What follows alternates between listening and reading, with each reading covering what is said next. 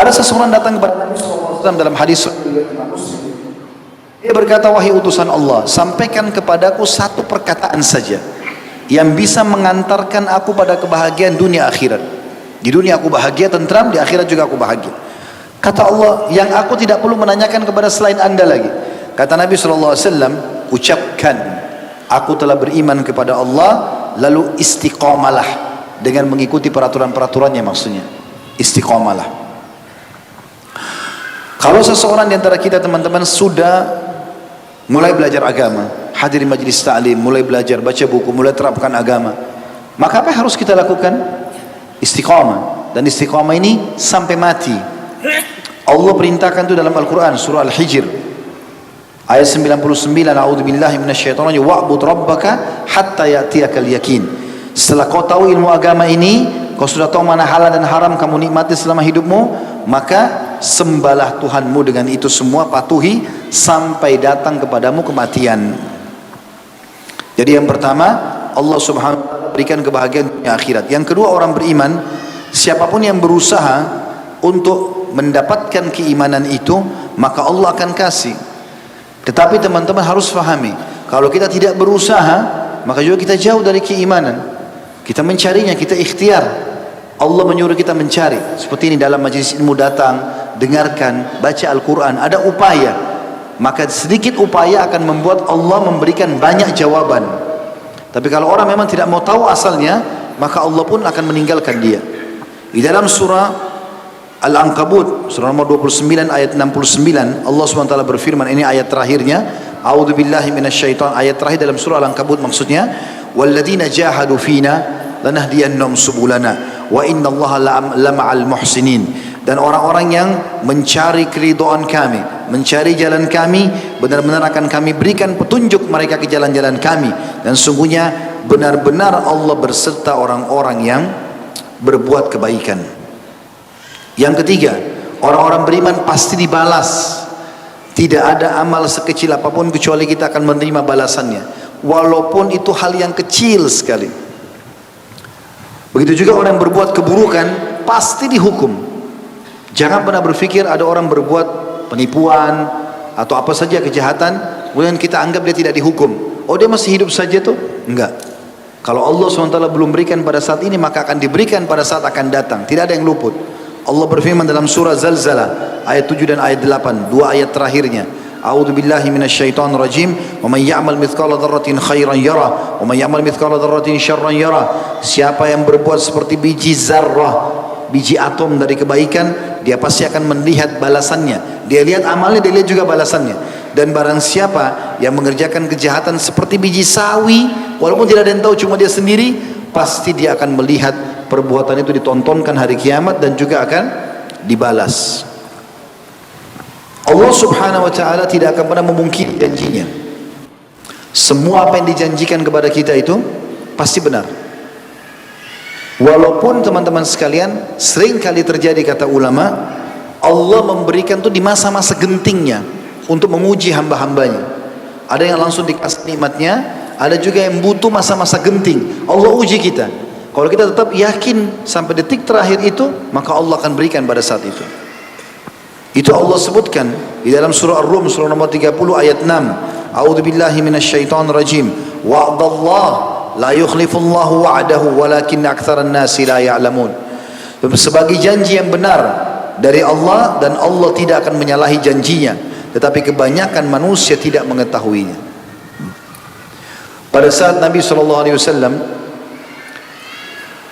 diingatkan atau ditakut-takuti oleh orang-orang Quraisy setelah pasukan muslimin berusaha mengejar pasukan Quraisy yang lari dari perang Uhud atau pulang ke Mekah dari perang Uhud menuju ke wilayah Hamrat Asad, maka Nabi SAW waktu para sahabat mendengarkan apa yang dikatakan oleh orang Quraisy, pulanglah, pasukan Quraisy sudah datang dengan kekuatannya akan menghancurkan kalian, mereka sangat beringas, pedang-pedang mereka tajam, busur anak-anak panah mereka tajam. Maka Nabi SAW mengucapkan hasbunallah wa ni'mal wakil. Kemudian Nabi SAW juga berkata kepada para sahabat, atau para sahabat pun mengikuti Nabi SAW sambil mengatakan kalimat yang sama. Jadi tidak ada keraguan dengan janji Allah Subhanahu wa ta'ala. Dan Yang keempat teman-teman, Allah adalah sebaik-baik tempat bergantung. Artinya ini semua janji Allah SWT. Ada sebuah hadis qudsi, saya ingin kita tadabburi hadis ini, baru insya Allah kita masuk ke kisah-kisah orang-orang saleh. Hadis ini saya langsung terjemahkan, saya kena cukup panjang. Hadis sahih riwayat Imam Muslim. Dari Abi Dzar radhiyallahu anhu bahwasanya Nabi SAW meriwayatkan dari Tuhannya Allah Subhanahu wa taala, dia berfirman, "Wahai hamba-hambaku, aku telah haramkan kezaliman atas diriku dan aku menjadikan haram di antara kalian." Zalim artinya mengambil hak orang lain ataupun tidak memberi hak orang lain. "Maka jangan kalian saling zalim dan aku mengharamkan." Lalu Allah bilang, "Wahai hamba-hambaku, kalian semuanya sesat. Tidak tahu apa yang harus kalian lakukan. Program hidup ini apa? Kehidupan setelah kematian, kecuali yang aku beri petunjuk. Maka mohonlah petunjuk hanya kepadaku saja." Minta sama Allah, berwudu, sholat 2 rakaat, ataupun langsung saja menghadap kiblat, angkat tangan berdoa kepada Allah. Dan Allah sudah ikat kita dengan ikut sebenarnya. "Wahai hamba-hambaku, kalian semuanya lapar, kecuali orang yang aku beri makan. Maka mintalah makan dariku, niscaya aku akan memberi kalian makan." Jadi kita tidak perlu minta dengan manusia, minta sama Allah. Nanti Allah yang gerakkan manusia-manusia itu. Ada seorang salafus salih, dia sangat miskin gitu. Dia pas pulang ke rumahnya, lalu istrinya mengatakan, "Kita tidak ada makanan sama sekali." Dia bilang, "Baiklah, saya coba ikhtiar keluar cari."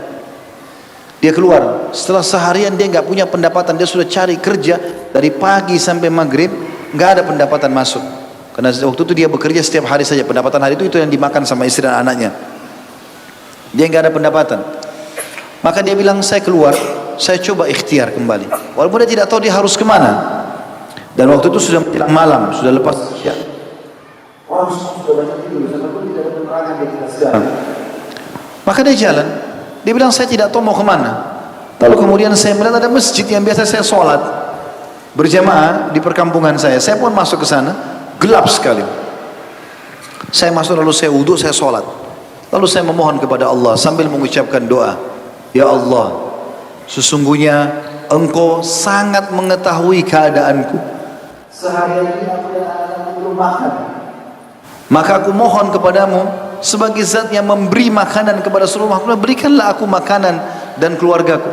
Aku tidak tahu lagi harus kemana." Terus dia berdoa, dia menangis.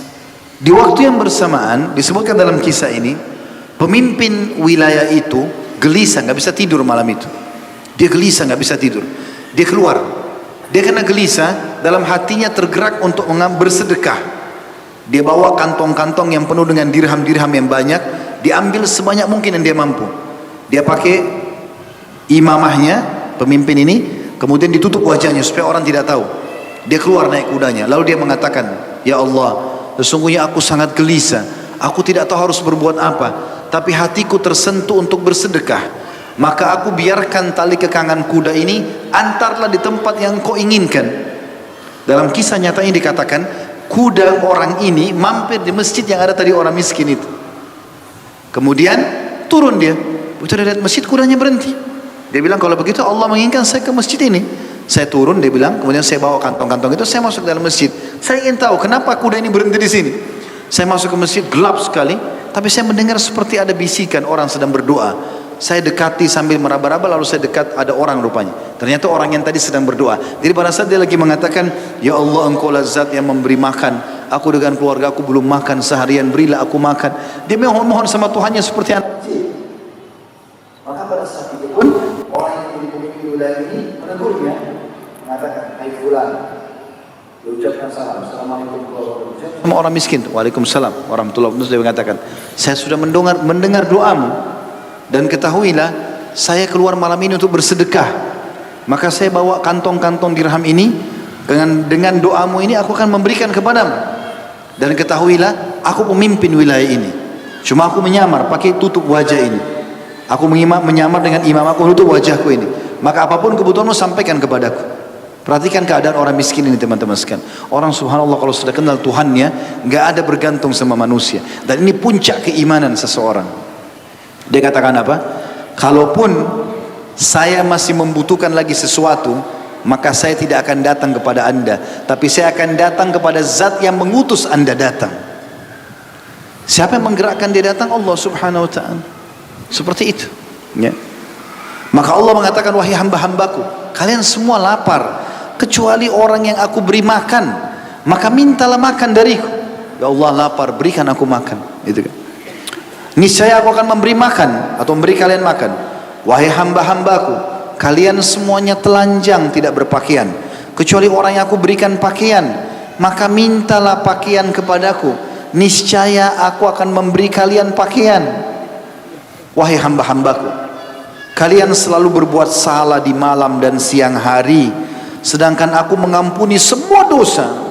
Sebesar apapun aku maafkan, maka mohonlah ampun kepadaku, maka niscaya aku mengampuni kesalahan kalian. Kira-kira teman-teman setelah mendengar perkataan Allah yang mulia ini, untuk apa kita bergantung kepada selain Allah? Makanya judul kita Allah awal dan akhir tujuanku. Makanan dikasih, pakaian dikasih, kesalahan dimaafkan, apalagi gitu. Allah mengatakan lagi, wahai hamba-hambaku, sesungguhnya kalian tidak dapat berbuat sesuatu yang dapat merugikanku. Apapun yang kalian buat dari kejahatan tidak merugikan aku sama sekali. Dan juga kalian tidak dapat berbuat sesuatu yang dapat menguntungkanku. Kalian biar buat kepatuhan, tidak ada untungnya buat saya. Wahai hamba-hambaku, seandainya orang yang pertama dan terakhir dari kalangan jin dan manusia di antara kalian semuanya memiliki hati seorang laki-laki yang paling bertakwa di antara kalian, semuanya kita hatinya seperti Nabi Muhammad SAW, imannya luar biasa, maka hal itu tidak akan menambah sedikit pun dari kerajaanku. Gak ada pengaruhnya sama Allah. Allah zat yang maha kaya, minta apapun selama bukan haram Allah kasih, walaupun mustahil di mata manusia. Wahai hamba-hambaku, lanjutan hadisnya, seandainya orang yang pertama dan terakhir dari kalangan jin dan manusia di antara kalian semuanya memiliki hati seorang laki-laki yang paling jahat di antara kalian, seperti Fir'aun semuanya mengaku Tuhan, maka hal itu tidak akan mengurangi sedikit pun dari kerajaanku. Biar orang buat kejahatan bagaimanapun, tidak akan mempengaruhi kerajaan Allah. Wahai hamba-hambaku, seandainya orang yang pertama dan terakhir dari kalangan jin dan manusia di antara kalian semuanya berdiri di atas satu bidang tanah, lalu mereka semua memohon kepadaku, lalu masing-masing aku kabulkan permintaannya. Semua jin miliaran jumlahnya, semua manusia miliaran jumlahnya, semua aku kasih, maka niscaya, lalu aku kabulkan masing-masing permintaan, niscaya hal tersebut tidak akan mengurangi apapun yang ada di sisiku, melainkan sebagaimana jarum yang dimasukkan ke dalam samudra lalu diangkat kembali. Artinya tidak ada mengurangi kekerajaan dan kekayaan Allah. Wahai hamba-hambaku, sesungguhnya ia hanyalah amal perbuatan kalian, sholat, puasa, zakat, bakti sama orang tua, amal-amal yang aku buatkan untuk kalian, kata Allah, dan aku menghitungnya, menilai itu untuk kemudian aku balas kepada kalian kembali, supaya kalian dapat manfaatnya. Fahami kalimat ini teman-teman sekalian. Karena banyak orang sholat seakan-akan Allah butuh sholatnya, maka dia hanya seperti orang store sholat, datang Allahu Akbar, Assalamualaikum warahmatullah, udah sholat sudah, sebatas itu.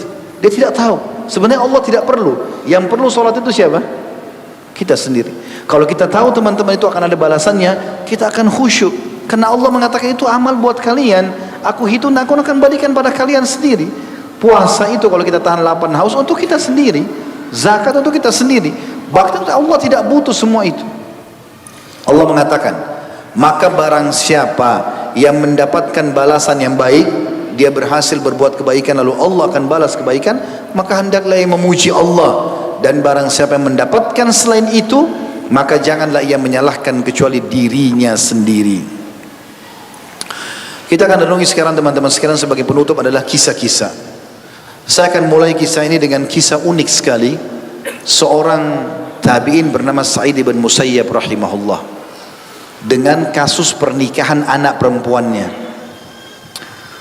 Bermula kisahnya teman-teman sekalian dari seorang khalifah muslimin bernama Sulaiman bin Abdul Malik rahimahullah. Sulaiman bin Abdul Malik ini adalah seorang khalifah yang saleh. Satu waktu dia datang ke Madinah bersama dengan orang-orangnya dia. Begitu tiba di kota Madinah, setelah sholat di Masjid Nabawi, dia pulang ke kemahnya atau istanahnya pada saat itu. Kemudian dia bilang sama pengawalnya dia, coba kamu kembali ke masjid, kemudian coba cari siapa kira-kira di antara ulama yang masih hidup, yang ada di situ, yang masih hidup, yang pernah bertemu dengan sahabat Nabi, supaya dia datang dan memberikan kita nasihat. Karena sungguhnya hati ini kadang-kadang berkarat, maka kita butuh nasihat dan siraman keimanan. Niatnya Sulaiman bin Abdul Malik baik rahimahullah, tapi pengawalnya ini yang keliru. Dia datang ke masjid, dia lihat rupanya ada beberapa halaqah ulama setelah sholat, tapi sudah bubar, tinggal ada satu lagi. Cukup ramai orang yang datang. Rupanya karena dia pikir dia pengawal khalifah, dari tiang masjid jauh di belakang dia kasih isyarat kepada ulama yang sudah duduk di kursi itu, seakan-akan dia bilang, kesini kamu. Karena dia menganggap dia adalah seorang pengawal gitu kan. Maka orang yang duduk di masjid ulama itu tidak pedulikan sama dia, nggak pedulikan. Lalu kemudian dia datang ke dekati, kemudian dia mengatakan, kata pengawal ini, tidakkah engkau melihat aku memberikan kau isyarat dari jauh? Kata orang alim ini pada orang yang tersebut, memang kenapa kau berikan isyarat kepada saya? Dia bilang, sesungguhnya saya adalah pengawal khalifah, dan khalifah sedang butuh seseorang yang mengajaknya berbicara dan memberikan nasihat, dan saya melihat anda ada di masjid ini. Maka kata orang tersebut, sampaikan kepada khalifah bahwasanya saya bukan orang yang akan melayani dia berbicara, dan ketahuilah ini majlis ilmu, berada di rumah sang raja Allah, dan dia punya tempat yang lapang untuk dia datang ke dalam halaqah ini. Ilmu didatangi dan bukan ilmu yang mendatangi. Maka pengawal ini pulang, sampaikan kepada khalifah. Begitu masuk, Sulaiman bin Malik tanya, bagaimana? Bilang, wahai Amir Mu'minin, tadi saya datang ke masjid sudah bubar semua halaqah-halaqah, tinggal satu ada. Ada satu orang saya kasih isyarat dengan tangan saya, dia tidak mau bergerak. Kemudian saya datang ke sana, saya mengatakan, tidakkah kau lihat saya kasih kamu isyarat? Lalu dia malah membantah saya. Dia mengatakan, memang kenapa kau berikan saya isyarat? Lalu saya mengatakan, khalifah sedang butuh orang yang ajaknya bicara, mengajak bicara dan memberikan nasihat. Maka dia mengatakan, sampaikan bahwasanya saya bukan ya teman berbicaranya khalifah, dan sesungguhnya masjid luas, dia boleh datang, suku lapang buat dia boleh datang, dan ilmu datangi bukan didatangi. Maka Sulaiman bin Abdul Malik tiba-tiba wajahnya memerah. Maksudnya memerah ini bukan marah ya, tapi seperti orang yang kaget. Lalu dia mengatakan, coba seandainya kau tidak mendatangi orang itu. Lalu kemudian dia berdiri, dia masuk ke dalam ruangan dia untuk istirahat. Maka orang-orang yang ada di majlis khalifah mulai berbicara. Ini awal kisahnya. Maka satu sama yang lainnya berbicara, itu siapa? Itu siapa di masjid itu? Ada satu orang mengatakan, kalau kalian tidak tahu siapa orang itu, aku akan memberitahukan, karena aku penduduk Madinah. Orang itu adalah Sa'id ibn Musayyab rahimahullah. Itu adalah Sa'id ibn Musayyab, itu adalah salah satu murid terbaiknya Abdullah bin Umar. Itu ulama besar gitu. Maka kata mereka, kenapa kok bisa dia melakukan itu seperti kepada khalifah? Maka kata orang Madinah tersebut, kalian heran dengan itu? Ada sesuatu yang lebih besar daripada itu yang dia lakukan kepada khalifah. Kata mereka, apa itu? Dia telah menolak lamarannya khalifah. Jadi rupanya khalifah Sulaiman bin Malik ini punya adik namanya Al-Walid bin Abdul Malik. Kalau Sulaiman mati, Al-Walid jadi gantinya. Ya, jadi ini putra mahkota kerajaan. Maka ini kandidat khalifah, raja. Waktu itu wilayah umat Islam setengah dunia dikuasai. Ini raja terbesar gitu kan di dunia ini.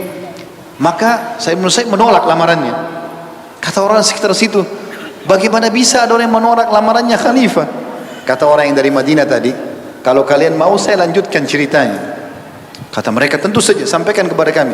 Bagaimana fenomenanya, ceritanya seperti apa? Dia bilang, saya ini orang Madinah dan saya punya tetangga kebetulan yang dinikahkan dengan anaknya Sa'id bin Musayyib. Apa ceritanya kata mereka? Siapa orang itu? Dia bilang seseorang yang bernama Abu Wada'ah. Abu Wada'ah adalah seorang duda miskin, tapi dia salah satu murid utama yang datang dalam majlis Sa'id bin Musayyib. Kata mereka, bagaimana ceritanya? Dia bilang Abu Wada'ah menceritakan kepada saya secara langsung. Abu Wada'ah mengatakan, satu waktu istri saya meninggal dunia dan saya sering hadir dalam halakanya Sa'id bin Musayyib rahimahullah.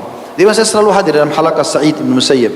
Kemudian satu hari istri saya meninggal dunia dan saya tersibukkan dengan mengurus jenazahnya, menyambut orang yang takziah selama 3 hari. Maka saya tidak hadir di majlisnya beberapa hari. Kemudian hari keempat saya datang. Pada saat saya masuk dalam majlisnya, kemudian Sa'id bin Musayyib mengatakan, wahai Abu Wada'ah, kemana saja kamu? Setelah pengajian bubar, Abu Wada'ah dipanggil, kemana saja kamu? Kata Abu Wada'ah, wahai imam, imam ini kayak kita kiai, guru, ustaz, wahai imam, istri saya baru meninggal dan saya tersibukkan dengan jenazahnya. Kata saya, kenapa kau tidak beritahukan kepada kami? Mungkin kami bisa ikut sholat, antar kuburan, mendoakannya. Saya berpikir Anda adalah siapa? Seorang tokoh masyarakat, mau diundang. Saya tidak tahu apakah itu layak atau tidak gitu. Kata saya, tidak, saya layak untuk kamu undang. Kamu adalah murid saya. Maka kemudian saya bertanya lagi, apakah kau sudah menikah? Ini baru istri meninggal 3 hari yang lalu. Kata dia, tentu belum, wahai imam. Lalu dia mengatakan, kenapa kau tidak menikah? Dia bilang, siapa yang mau menikahkan saya? Saya seorang duda yang miskin. Saya nggak punya kecuali 2 dirham saja. Maka kata saya, tiba-tiba ini, saya nikahkan kau sama anak perempuan saya. Kata dia, Anda menikahkan saya sama anak Anda. Jadi anaknya Sa'id bin Musayyib ini terkenal sekarang lagi dilamar oleh kandidat khalifah, raja yang terkaya di dunia pada saat itu, gitu kan. Tapi Sa'id bin Musayyib ingin menikahkan. Dia mengatakan, Anda akan menikahkan saya dengan anak Anda? Dia bilang, iya. Dipanggillah saksi semua. Ayo di masjid kumpul semuanya. Ya. Saksikanlah, saya menikahkan Abu Wada'ah dengan anak perempuan saya Fulana dengan 2 dirham yang dia miliki. Ada saksi 2. Ini ayahnya perempuan nikahkan, anak perempuannya tidak tahu ini. Maka tiba-tiba yang hadir mengatakan, alhamdulillah, sah semuanya, sah.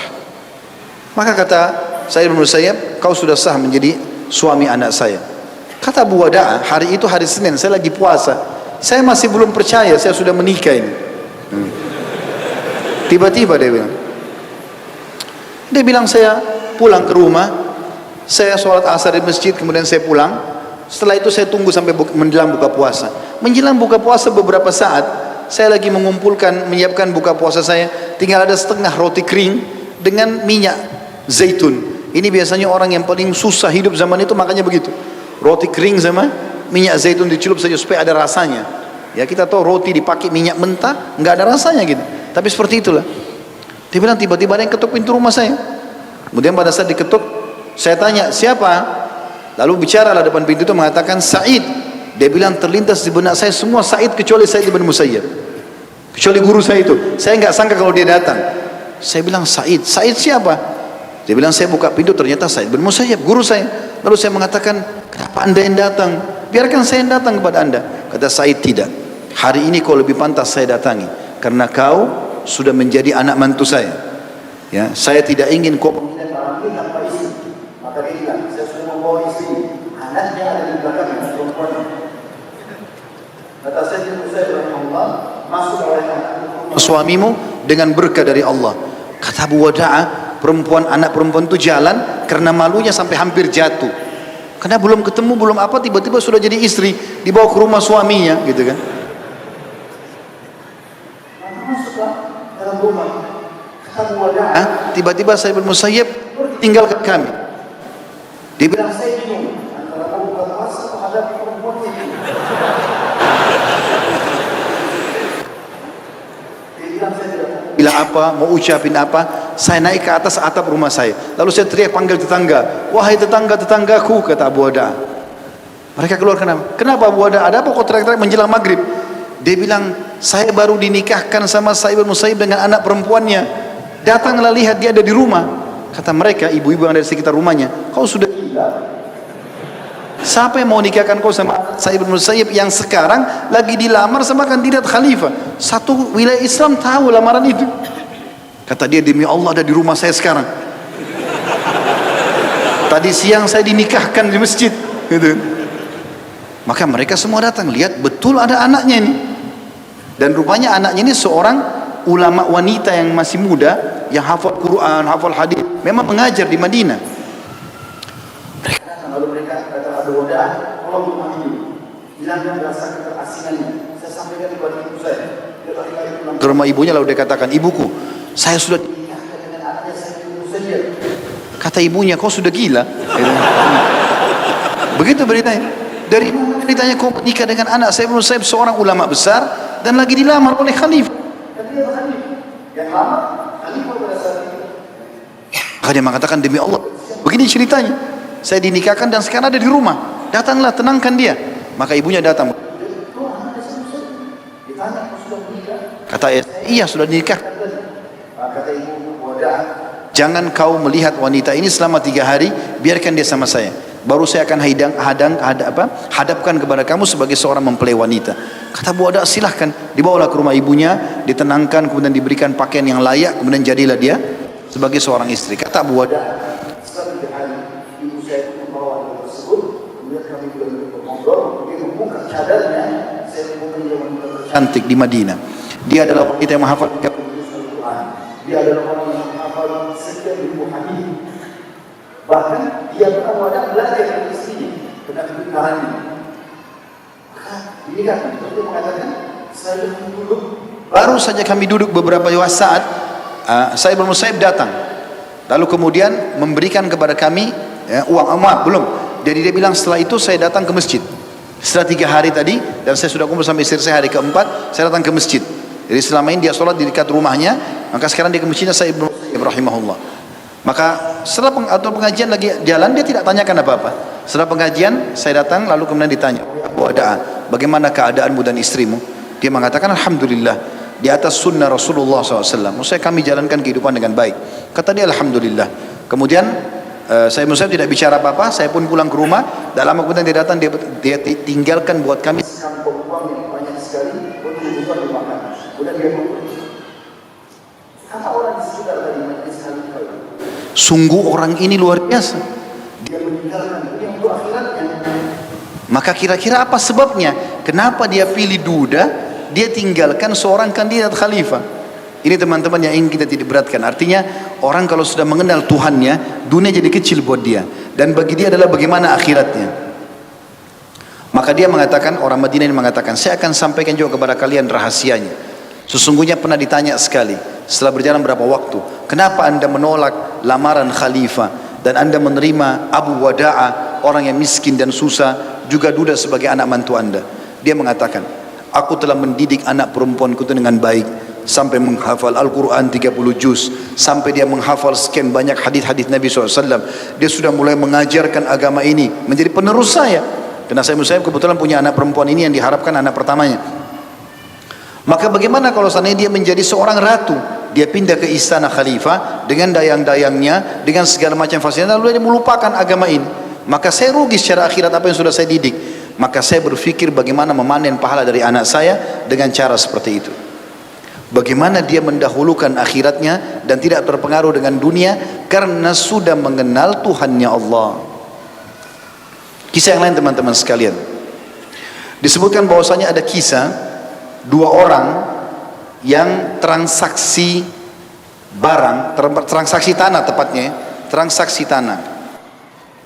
Jadi kebetulan ada seseorang, ini dinukil oleh Ibrahim bin Abdullah Al-Hazimi dalam kitab beliau, buku beliau kisah-kisah nyata. Jadi ada 2 orang rupanya saling transaksi membeli tanah. Ini kisah yang lain ya. Kemudian dua-duanya kena beriman kepada Allah Subhanahu wa taala. Setelah selesai transaksi disepakati harga dan dibeli, rupanya si pembeli tanah ini menemukan di tanah yang dia beli, setelah dia mau bangun di sebuah titik bangunan rumah, dia menggali, rupanya ada peti isinya emas semua. Kira-kira teman-teman, kalau antum beli tanah, antum dapat peti emas begini, diapakan? Hah? Kira-kira mau dikembalikan kepada pemilik tanah? Kenapa ketawa? Tiba-tiba ditemukan itu, apa yang terjadi teman-teman? Karena keimanannya kepada Allah, dia takut jangan dia makan harta haram. Si pembeli ini kembali kepada penjual. Dia mengatakan sambil mengangkat peti emas itu, ambillah peti emas ini, karena sungguhnya saya membeli tanah, bukan saya beli peti emasnya. Kata penjualnya karena beriman kepada Allah. Perhatikan jawabannya. Dia mengatakan, saya tidak pernah tahu ada peti emas di tanah saya. Berarti kamu telah membeli tanah berikut isinya, itu hakmu. Jadi dua orang ini sering dorong-mendorong, ambillah. Pembeli tidak mau peti emas itu, yang penjual tidak mau peti emas itu. Lalu mereka sepakat berhakim kepada seorang hakim. Datanglah kepada seorang hakim yang bijaksana dan adil. Diceritakanlah masalahnya. Lalu si hakim ini dengan hikmah Allah SWT mengatakan, ditanya si penjual dan pembeli, apakah kalian punya anak? Mereka mengatakan, iya, dua-duanya. Kalau anda penjual punya anak apa? Dia bilang anak laki-laki. Ditanya yang pembelinya, anak perempuan. Baik, sekarang nikahkan anak kalian dan jadikan itu sebagai maharnya. Maka dinikahkanlah anak ini dan mereka bahagia dengan harta tersebut. Tapi perhatikan bagaimana bisa keadaan itu terjadi. Tidak mungkin kecuali karena keimanan. Kalau bukan hak kita, kita tidak akan menyentuhnya kalau sudah mengenal Allah Subhanahu wa taala. Karena tahu itu adalah hal haram. Tidak mungkin. Kisah yang lain. Ada seorang ibu disebutkan kisah, juga masih di buku yang sama tentunya. Dia bercocok tanam di negeri Syam. Kebetulan di bagian negeri Syam ada yang turun salju. Pada saat sudah mau panen, tiba-tiba turun salju dan hancur semuanya. Tanaman itu hancur semua, tidak tersisa sedikit pun.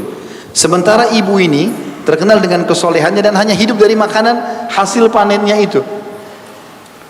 Maka kata penukil kisah ini, saya saksikan sendiri bagaimana ibu tersebut berdoa mengangkat tangannya ke langit sambil mengatakan, ya Allah, zat yang telah menciptakan langit dan bumi, zat yang aku yakini keberadaannya secara gaib, zat yang menurunkan salju ini dan juga menumbuhkan tanaman-tanaman itu. Engkau mengetahui ya Allah, aku tidak punya sumber pendapatan kecuali dari tanaman ini. Maka gantikanlah untukku zat yang maha pengasih dan maha pemurah. Doa ini, subhanallah, Allah Subhanahu wa taala ijabah. Bagaimana caranya? Doa ini didengar oleh orang sekitar. Dari mulut ke mulut orang bicara sampai terdengar oleh wali kota atau pemimpin wilayah itu. Dan pada saat dia dengar, dikirimkan uang kepada wanita ini sekitar 500 dinar. Jadi ini lebih banyak daripada nilai sawahnya atau perkebunannya sendiri. Allah SWT berkata. Kisah lain teman-teman sekalian. Hal ini berhubungan dengan beberapa perbuatan-perbuatan zina yang fatal. Hasan Basri menukil sebuah kisah. Dia mengatakan di Irak dulu, karena Basri ini dari kota Basra di Irak ya. Beliau mengatakan di Irak dulu ada seorang wanita terkenal sekali dengan kecantikannya, kecantikan semua wanita di zamannya. Dan karena kecantikan itu dia menjual dirinya dan tidak boleh disentuh kecuali orang harus membayar 100 dinar. Besar sekali. Ini mungkin bisa ratusan juta rupiah, kalau ratusan juta rupiah kalau sekarang, ratusan juta rupiah kalau sekarang. Maka ada seorang laki-laki yang tertarik dengan wanita ini dan dia sangat ingin melaksanakan atau melakukan perbuatan zina dengan wanita ini. Maka apa yang terjadi? Dia coba bekerja keras, membanting tulang sampai sekian lama dia mengumpulkan 100 dinar hanya untuk mencapai target berzinanya. Karena perempuan bukan mau dinikahi, memang dia pelacur. Wa na'udzubillah.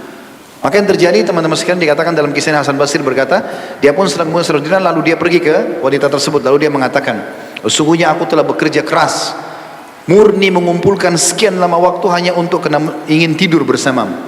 Maka ini uangnya. Kata perempuan tersebut, kata Hasan Basri, baiklah, berikan uang itu kepada pengawal. Ada pengawal di depan pintu, dikasih, dicek keasliannya. Mereka dulu pakai emas. Kalau benar, maka aku akan bisa menikmati diriku. Kemudian diceklah, ternyata betul. Maka perempuan itu mengatakan, masuklah, kata Hasan Basri. Begitu mereka berada berdua di dalam kamar dan tinggal dia meletakkan kemaluan di kemaluan saja, maka tiba-tiba dia merasa gemetar dan ketakutan.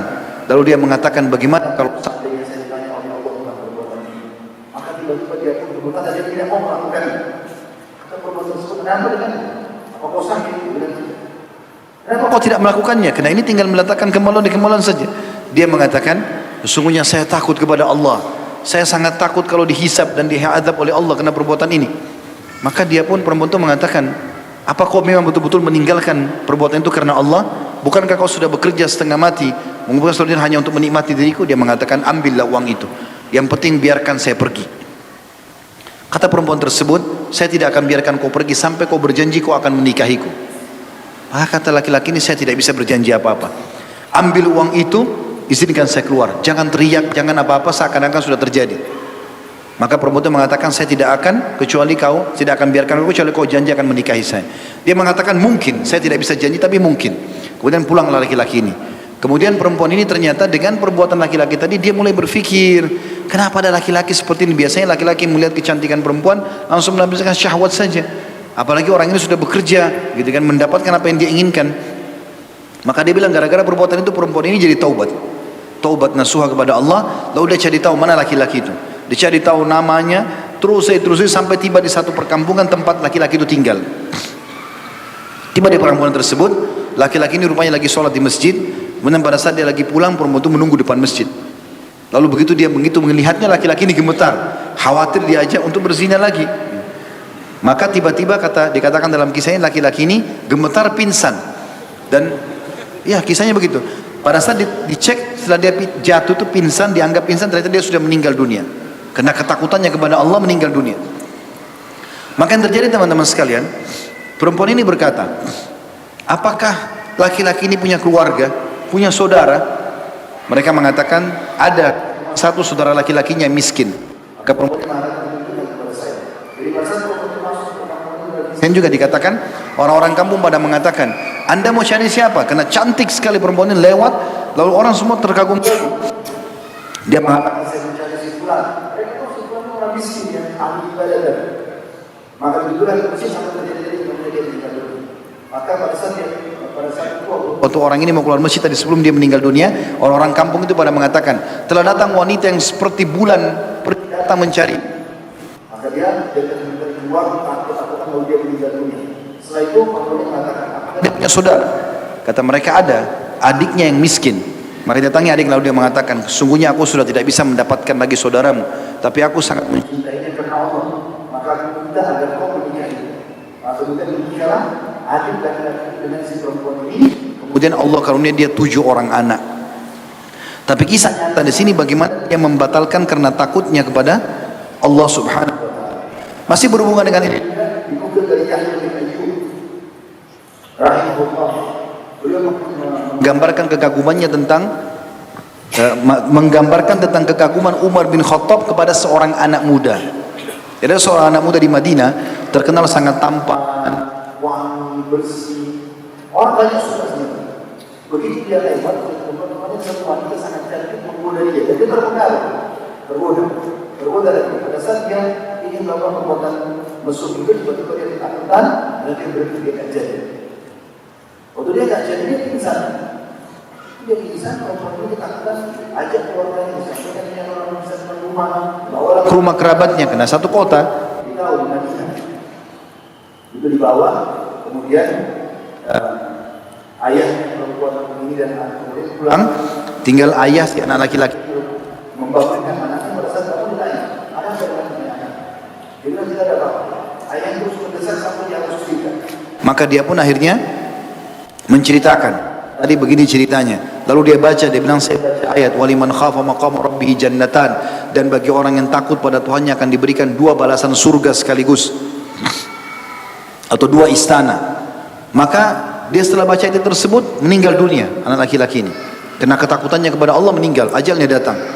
Maka ayahnya menyampaikan kepada orang-orang di Madinah agar menyampaikan kepada Amirul Mukminin Umar bin Khattab, coba sampaikan, anak saya begini kejadian, apa tanggapannya? Umar pun datang lalu melihat anak laki-laki tersebut lalu mengatakan, kenapa kalian tidak menceritakan tentang kisahnya?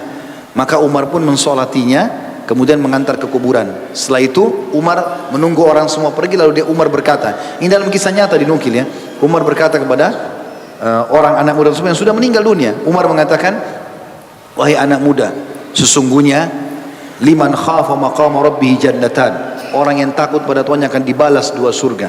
Maka Umar mengatakan radhiyallahu anhu, aku mendengarkan suara anak muda itu entah dari mana, yang mengatakan, wahai Umar, ketahuilah aku telah mendapatkan apa yang Allah janjikan itu. Kisah yang berhubungan juga dengan masalah itu, masalah perzinahan, adalah kisah yang dinukil oleh Imam Ahmad dengan sanad hasan, kisah Zulkifli, seseorang yang bernama Zulkifli. Nabi SAW mengatakan ada seseorang yang bernama Zulkifli.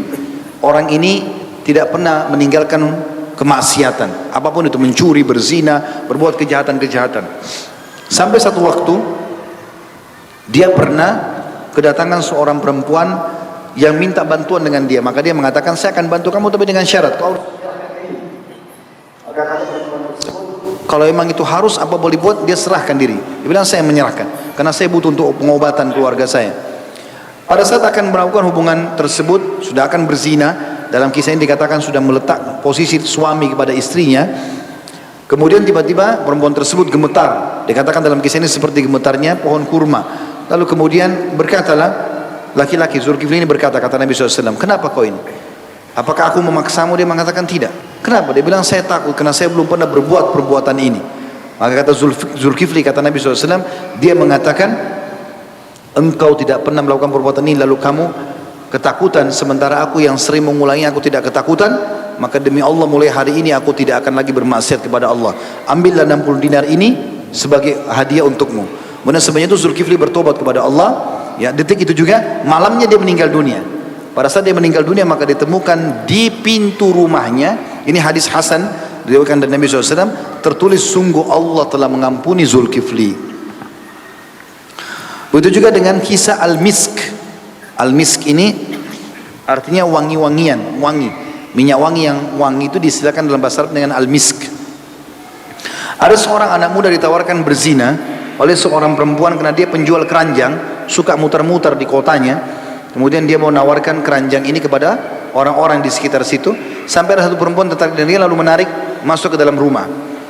Ringkas cerita, pada saat dimasukkan dalam rumah tersebut, dikuncilah pintu rumah tersebut lalu digoda untuk melakukan perbuatan zina. Maka dia mengatakan, Allah SWT tidak pernah melakukan perbuatan ini, maka mohon selamatkan aku. Maka kemudian dia merasa mudah sebetulnya masuk ke dalam kamar mandi dan mengatakan, izinkan aku Muhammad supaya aku bisa membersihkan diriku terlebih dahulu, supaya kamu bisa menikmati perbuatan itu, hanya untuk mengelak dari wanita ini. Perempuan itu dengan gembiranya mengatakan, masuklah. Begitu dia masuk, dia coba mau melarikan diri, tidak bisa. Jendela kamar mandi itu kecil. Perempuan ini sudah mengancam, kalau seandainya kau pergi, kau meninggalkan dan buat perbuatan zina ini, maka kau akan terlihat kau sudah masuk rumahku, menodai kesucianku. Orang-orang akan percaya karena kau dalam rumahku. Maka setelah itu, laki-laki ini tiba-tiba terilhamkan dalam pikiran dia untuk mengambil kotorannya sendiri. Maaf, dia buang air besar dan kotoran lalu dia basah kotoran bajunya. Begitu dia keluar dari kamar mandi tersebut, tiba-tiba saja perempuan itu mengatakan, sungguh jorok kamu ini, kenapa kamu seperti ini, pergilah dari rumahku. Maka dia pergi, kemudian dia mengangkat keranjang-keranjangnya, semua pada melihatnya dengan baju kotor, orang tawakan. Tiba di rumah, maka dia membersihkan diri, mandi dia bersih, dan dia melakukan biasa bersih dari rapi, dan dia bersyukur kepada Allah SWT tidak jadi berzina. Ringkas mulai hari itu, dari badan anak muda ini keluar bau wangi, bau misk. Tadi kan dia pakai kotoran bersama dari zina, maka Allah ganti badannya menjadi bau yang lebih wangi dari bau misk, sampai diberikan julukan di kotanya pada saat itu adalah laki-laki yang berbau misk. Dan setelah dia meninggal pun laki-laki ini dari kuburannya mengeluarkan bau wangi yang sama. Semua masyarakat bisa menciumnya. Kita tutup teman-teman sekalian dengan kisah yang lain disebutkan oleh Al-Waqidi. Al-Waqidi menukil sebuah kisah, ini berhubungan dengan sedekah sebenarnya. Tentu kisah-kisah ini cukup banyak teman-teman, tapi insya Allah kita cukupkan dengan ini. Al-Waqidi menukil bahwasanya ada seseorang dulu, kebetulan menjelang Ramadan dia butuh sekali dengan uang. Butuh sekali dengan uang. Bagaimana caranya dia bisa dapatkan uang? Dia bilang, orang itu menukil kisah dia mengatakan, saya menulis surat kepada seorang teman saya yang saya anggap mampu. Saya mengatakan, pinjamkanlah 1000 dirham untukku.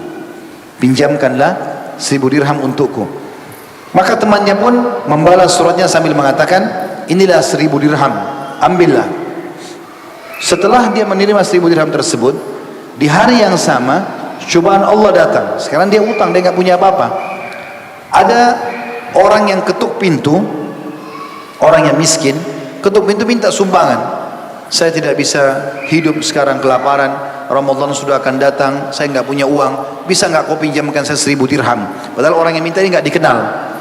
Maka dia pun berpikir, baiklah kalau begitu, saya akan berikan kepada kamu, saya punya 1000 dirham. Tanpa dia ceritakan saya susah, ambillah setengahnya, enggak, dikasih semua 1000 dirham. Setelah dikasih, orang itu pergi. Tidak lama kemudian dia ketemu sama temannya yang meminjamkan uang. Kalau ditanya untuk meminjamkan uang, bagaimana dengan uang yang kamu ini? Kata yang meminjam pertama, saya sudah beri gunakan untuk hajat saya. Kata dia, datanglah ke rumahku, aku ingin memperlihatkan kepadamu sesuatu. Maka pada saat datang ke rumah, dilihatkan kantong 1000 dirham yang dia pinjam awal. Kata peminjam awal, bagaimana bisa uang itu kembali kepada kamu?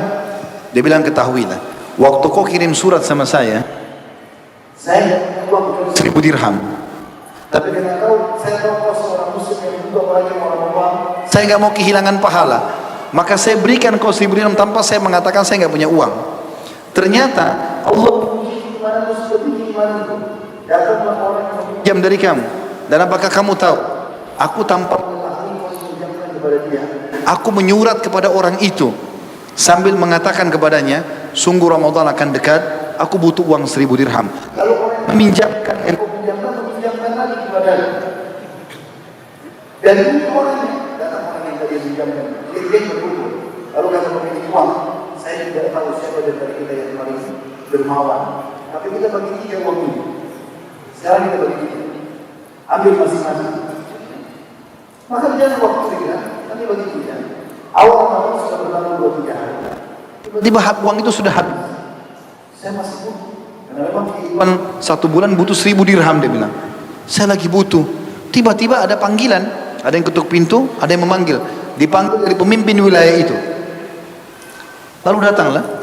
Terus kemudian saya datang di tempatnya, lalu orang itu mengatakan, saya bermimpi kalau kau dalam keadaan susah. Kata pemimpin wilayah itu, dia mimpi dalam kondisi melihat ini dalam keadaan susah. Kata dia, subhanallah yang telah membuat anda begini. Wahai pemimpin, sesungguhnya saya tidak akan ceritakan pada siapa kalau saya lagi susah. Bagaimana saya akan memberikan uang 1000 dirham pada teman saya, tetapi saya pinjam ketika tidak membutuhkan, maka kami bagi 3. Ini loh kisahnya, disampaikan kisahnya. Dan setelah habis sepertiga itu, maka kata pemimpin tersebut, Allah telah menggerakkan aku untuk membantumu. Ambillah 30.000 dirham ini. Dia butuh cuma Allah, pemimpin Allah gerakkan 30.000 dirham. Sekali lagi, berarti 30 kali lipat dari apa yang dia butuhkan. 1000 dirham ini 30.000 dirham.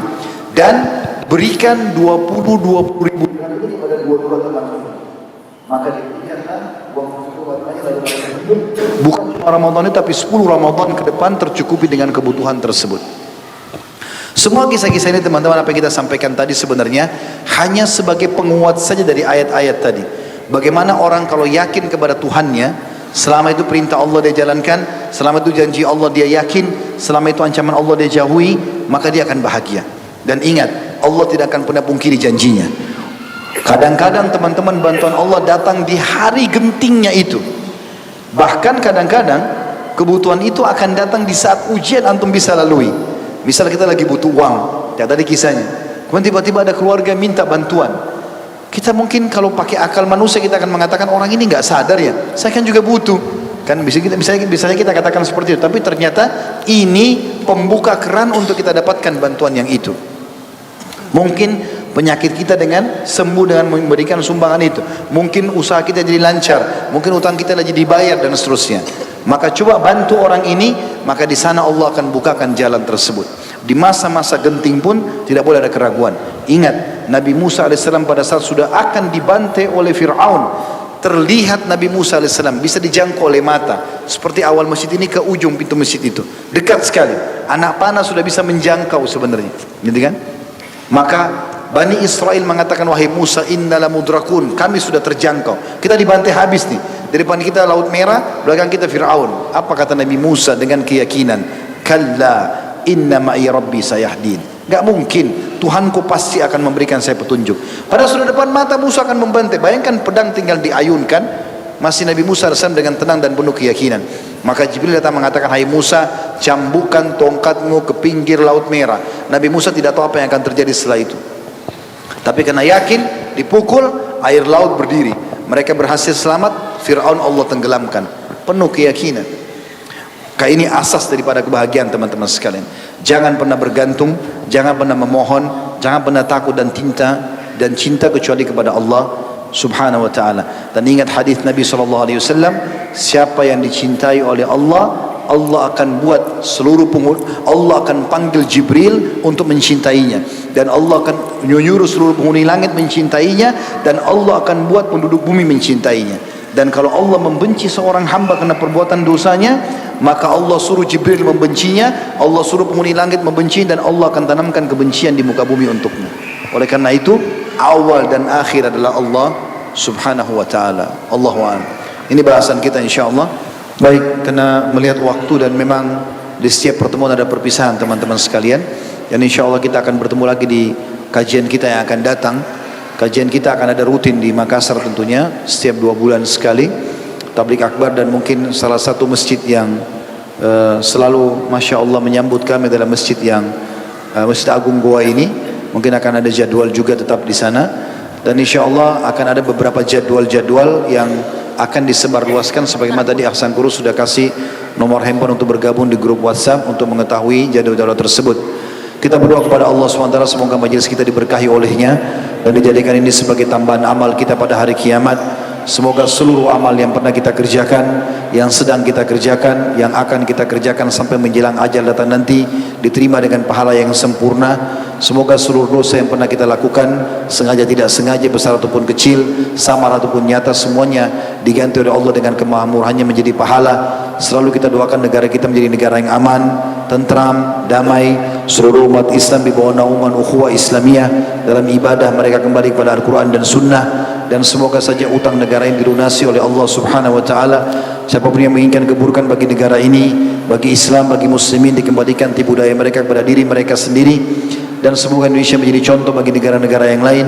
Selalu kita doakan saudara-saudara kita yang sedang tertindas di Palestina, di Syria, di Yaman, di Irak, di Myanmar, di Kashmir, di China, di beberapa tempat yang sedang tertindas, yang mungkin kami tidak bisa sebutkan semuanya. Semoga Allah SWT ikhlaskan niat mereka, terima para syuhada mereka, mulakan Islam di tangan mereka dan tangan kita semua, dan semoga Allah ikut sertakan kita bersama mereka di pahala, baik dengan doa, dengan harta, juga dengan jiwa kita. Dan semoga Allah dengan kemahamurahannya yang saya yakin Dia maha melihat dan sedang melihat kita sekarang, maha mengetahui, dan Dia mengetahui semua niat dan seluk-beluk perbuatan dan liku-liku kehidupan kita, agar menyatukan kita semua di surga Firdausnya tanpa hisab, mana disatukan dalam majlis ilmu yang mulia ini.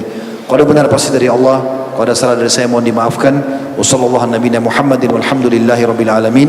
Subhanakallahumma bihamdika asyhadu an la ilaha illa anta astaghfiruka wa atubu ilaik.